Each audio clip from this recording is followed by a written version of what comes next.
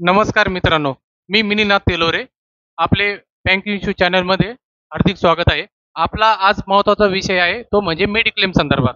Mediclaim संदर्भात तोही claim संदर्भात. बऱ्याच वेळा कॅशलेस जर हॉस्पिटल नसेल किंवा कॅशलेस सुविधा मिळाली नसेल तर आपण रिइम्बर्समेंट करतो. रिइम्बर्समेंटमध्ये बऱ्याच जणांचे मेडिक्लेममध्ये पाठवलेल्या क्लेम संदर्भातील फायली रिजेक्ट होतात.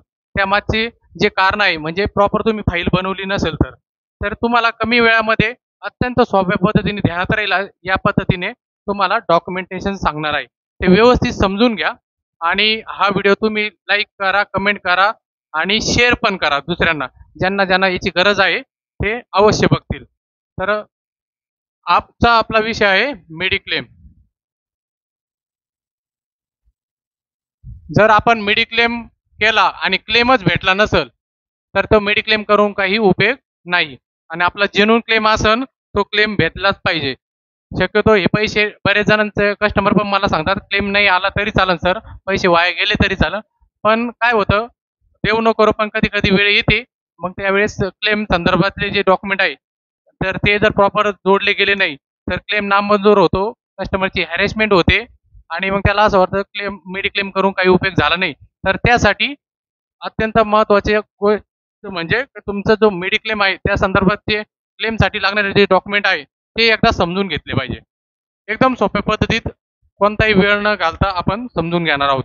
तर त्यासाठी तुम्हाला एक पद्धत सांगतो, ती म्हणजे एकदम सोपी पद्धत आहे जी मी गेल्या 13 ते 14 वर्षापासून कस्टमरला सांगतो आणि मी पण ती फॉलो करतो. तर त्यामध्ये असं आहे की ज्यावेळेस आपण मेडिक्लेम घेतो आणि क्लेम ज्यावेळेस घ्यायची वेळ आली तर त्यावेळेस काय होतं की आपण लगेच जातो हॉस्पिटलला आणि लगेच ऍडमिट होतो, असं होत नाही.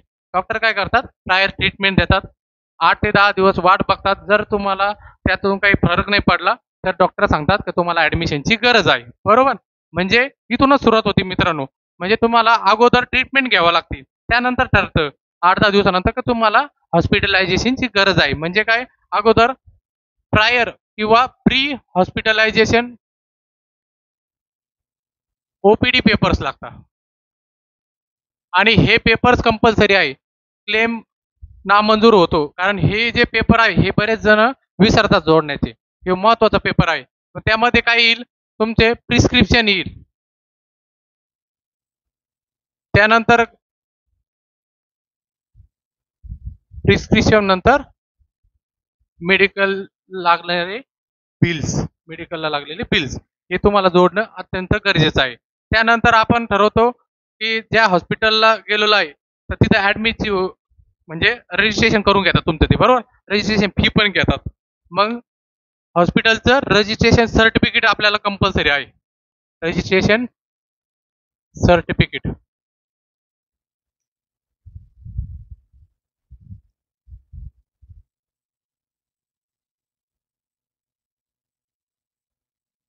आणि रजिस्ट्रेशन सर्टिफिकेट मध्ये महत्वाचा मुद्दा म्हणजे ते एक्सपायर नकोय. बऱ्याच जण एक्सपायर असलेले पेपर जोडून देतात आणि क्लेम नामंजूर होतो.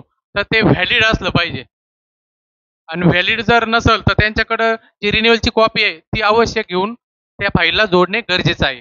त्यानंतर आपण हॉस्पिटलला ऍडमिट झाल्यानंतर डॉक्टर काय करतात, डायग्नोज करण्यासाठी लॅब रिपोर्ट करतात.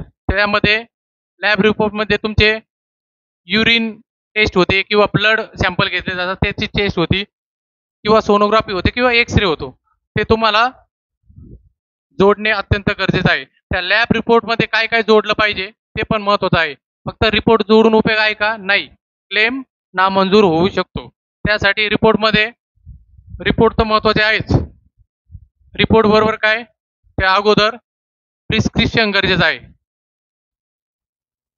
डॉक्टरचे प्रिस्क्रिप्शन, त्यावर पण डॉक्टरचा प्रॉपर शिक्का सही, प्रिस्क्रिप्शन, रिपोर्ट आणि महत्वाचे म्हणजे बिल. तुमचे लॅबचे बिल असो, सोनोग्राफीचे असो किंवा एक्सरेचे असो. मग ट्रीटमेंट त्यानंतर चालू होते, बरोबर? त्यानंतर ट्रीटमेंट चालू झाल्यानंतर तुमचे काय होते, नर्सिंग रिपोर्ट तयार होतो. नर्सिंग रिपोर्ट तयार होतो म्हणजे इंडोर केस समरी तयार होती. नर्सिंग नोट्स पण म्हणतात त्याला. तुम्हाला रजिस्ट्रेशन सर्टिफिकेट आणि indoor case summary nursing note हे तुम्हाला ओरिजिनल दिले जात नाही. त्याने काय तो जो चार्ट असतो कशी ट्रीटमेंट दिली, काय ट्रीटमेंट दिली, ते ओरिजिनल ते हॉस्पिटलच्या रेकॉर्डसाठी असतं. त्यासाठी तुम्हाला याचे झेरॉक्स मिळतात. हे सोडून बाकीचे सर्व डॉक्युमेंट हे ओरिजिनल लागतात, हे लक्षात ठेवा. त्यानंतर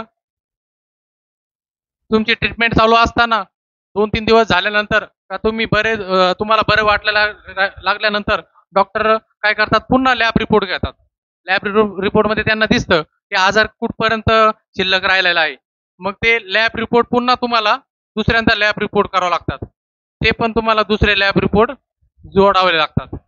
त्यानंतर 6वी गोष्ट म्हणजे सगळी पूर्ण ट्रीटमेंट झाल्यानंतर तुम्हाला डिस्चार्ज दिला जातो. डिस्चार्ज दिल्यानंतर तुम्हाला डिस्चार्ज समरी कंपल्सरी आहे. डिस्चार्ज समरी कंपल्सरी जोडावीच लागते. त्यानंतर डिस्चार्ज समरी झाल्यानंतर मेन म्हणजे डिस्चार्ज होण्याच्या वेळी हॉस्पिटलचे बिल तुम्ही पेड करतात. म्हणजे हॉस्पिटल बिल जर 5,000 किंवा त्यापेक्षा जास्त असेल तर तुम्हाला पोस्टल रेव्हेन्यू स्टॅम्प, गव्हर्नमेंटचा रेव्हेन्यू स्टॅम्प जोडून त्याच्यावर सही शिक्का घेणं गरजेचं आहे. यानंतर हे पूर्ण हॉस्पिटलमधून तुम्हाला घेणं गरजेचं आहे. त्यानंतर हॉस्पिटलमधून अजून एक गोष्ट घ्यायची असते, आपला क्लेम फॉर्म मध्ये 2 पार्ट येतात, ए आणि बी. या ठिकाणी बरेच जण कन्फ्यूज होतात, चांगले शिकलेले लोक कन्फ्यूज होतात. तर ए आणि बी मध्ये ए पार्ट हा तुम्ही भरायचा असतो, बी पार्ट हा हॉस्पिटलने भरायचा असतो. हॉस्पिटलने भरण्यानंतर डिस्चार्जच्या दिवशीच त्या डेटला हॉस्पिटल कडून हा फॉर्म डॉक्टर कडून भरून घ्यायचा आहे. कारण त्यांनाच माहिती आहे का काय ट्रीटमेंट दिली, काय डायग्नोसिस झालं. त्यानंतर त्यांचा सही शिक्का त्यावर घ्यायचा आहे. म्हणजे हॉस्पिटल कडून तुम्हाला टोटल 7 अधिक 1 म्हणजे 8, 7+1 म्हणजे 8 डॉक्युमेंट तुम्हाला हॉस्पिटल करून घ्यायचे आहे. एवढे घेतल्यानंतर तुम्हाला स्वतःची केवायसी डॉक्युमेंट द्यावा लागतील. त्या बरोबर केवायसी बरोबर तुम्हाला चेक द्यावा लागेल. तुमच्या ज्या अकाउंटला तुम्हाला पेमेंट पाहिजे असेल त्या बँकेचा कॅन्सल चेक किंवा पासबुक जर असेल तर पासबुकचा झेरॉक्स काढून त्यावर बँकेचा शिक्का असणं गरजेचं आहे. बरोबर, एवढे डॉक्युमेंट तुम्हाला एकदम अत्यंत सोप्या पद्धतीने सांगितले आहे. प्री हॉस्पिटलायझेशनचे जे पेपर आहेत ते लागतील. नंतर registration certificate, lab report, indoor case summary, पुन्हा लॅब रिपोर्ट, नंतर डिस्चार्ज समरी, नंतर हॉस्पिटल बिल, नंतर हॉस्पिटल करून बी फॉर्म, नंतर ए फॉर्म हा तुम्ही भरायचा असतो किंवा तुमचा एजंट तुम्हाला भरण्यास मदत करेल. नंतर केवायसी आणि कॅन्सल चेक. बरोबर, याच दिवशी तुम्हाला एक अत्यंत महत्वाचं, हे बरेच जण विसरतात, त्यावेळेस डिस्चार्ज होतं त्यावेळेस डॉक्टर तुम्हाला आहे ना काही ट्रीटमेंट लिहून देतात, त्यामध्ये पण काही मेडिसिन्स लिहून देतात. तर ते मेडिसिन्स पण तुम्हाला हॉस्पिटल कडून घेणे गरजेचे असते. तर ते तुम्हाला कंपनी पण देते, त्याला पोस्ट हॉस्पिटलायझेशन एक्सपेन्सेस म्हणतात, ते पण कव्हर केले जातात. त्यासाठी डॉक्टर कडून तेच प्रिस्क्रिप्शन गरजेचं आहे. मेन म्हणजे प्रिस्क्रिप्शन आणि ते मेडिसिन बिल, या 2 गोष्टी तुम्ही घेतल्या आणि ह्याच फाईलवर बरोबर जोडून दिल्या तर तुम्हाला त्याचे पण बिल किंवा ती जी अमाऊंट आहे क्लेम अमाऊंट भेटून जाते. या संदर्भात जर तुम्हाला काही अडचण असेल किंवा काही क्वेरी असेल तर मला कमेंट करून नक्की सांगा.